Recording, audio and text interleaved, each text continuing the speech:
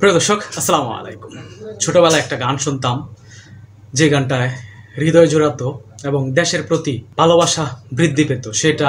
সেই গানটা, এমন দেশটি কোথাও খুঁজে পাবে না গো তুমি, সকল দেশের রানী সেজে আমার জন্মভূমি।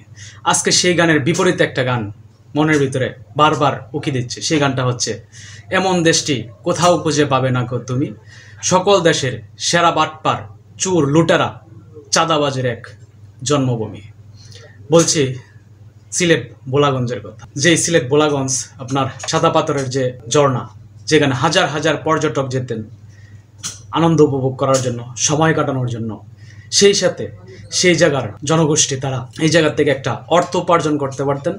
পর্যটকরা ওই জায়গায় যাইতেন, সেই জায়গার থেকে ফটোগ্রাফার সহ অনেক তৃণমূল মানুষ ওই জায়গার থেকে অর্থ আয় করে তাদের জীবন জীবিকা পরিচালনা করতেন। কিন্তু আজকে আমরা দেখতে পেলাম সেই আপনার বোলাগঞ্জ সাদা পাথরের সেই নদী আজকে এক ধুধু মরুভূমিতে পরিণত হয়েছে।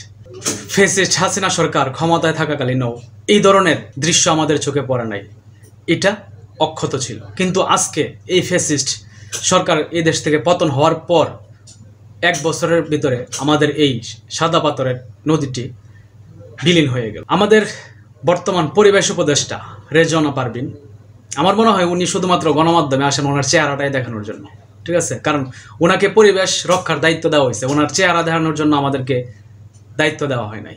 উনি পরিবেশের দায়িত্ব ঠিক রাখার জন্য পরিবেশ অধিদপ্তরে থাকাকালীন ওনার সময়ে কিভাবে এই ধরনের একটা ধ্বংসযজ্ঞ চালানো হয়, যেখান থেকে আপনার হাজার হাজার কোটি টাকার এই পাথর লুটপাট করা হয়, উনি নীরবে দেখে গেলেন। তার মানে উনি এটা সায় দিলেন। এখন প্রশ্ন হলো, উনি কত কত হাজার কোটি টাকার বিনিময়ে উনি এই কাজ করতে সায় দিলেন? এই প্রশ্নটা কিন্তু থেকেই যায়।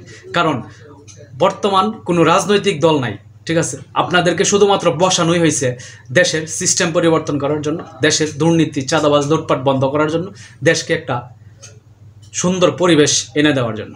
সেই জায়গায় আপনারা আমাদের এই পরিবেশগুলা ধ্বংস করার জন্য সহযোগিতা করতেছেন। আমার মনে হয় যে আজকে এই যে আপনার পরিবেশ উপদেষ্টা রেজওয়ানা পারভীন, ওনার যদি বিন্দু পরিমাণ লজ্জা থাকে, উনি যদি আসলে লজ্জাবোধ ওনার ভিতরে বিন্দু পরিমাণ থাকে, আমার মনে হয় ওনার এই উপদেষ্টা পদ থেকে স্বইচ্ছায় পদত্যাগ করা উচিত এবং জাতির কাছে ক্ষমা চাওয়া উচিত যে আমি একজন পরিবেশ উপদেষ্টা হিসেবে আমার দায়িত্ব আমি পালন করতে পারি না, সেই জন্য আমি এই দেশের জনগণের কাছে নিঃশর্তভাবে ক্ষমা চাচ্ছি। ওনার এটা করা উচিত আমার মনে হয়। কারণ এই দেশের জনগণের ম্যান্ডেটে উনি এই জায়গায় বৈশা, ঠিক আছে, আমাদের এই আপনার পরিবেশকে ধ্বংস করার জন্য উনি সহযোগিতা করতেছে, ঠিক আছে? যদি উনি সহযোগিতা না করতে, তাহলে আজকে এই পরিণতি কোনোভাবেই হয় না। আমাদের এমন একটা পর্যটন খাত এইভাবে আপনার ধ্বংস হয় না, কারণ তাদের উস্কানিতে, তাদের সহায়তায় আমাদের এই পরিবেশটা ধ্বংস হয়েছে। তো আমি মনে করব অতি বিলম্বে আমাদের এই পরিবেশ উপদেষ্টা জনগণের কাছে ক্ষমা চেয়ে পদত্যাগ করবেন। ভালো থাকবেন সকলে। আসসালামু আলাইকুম।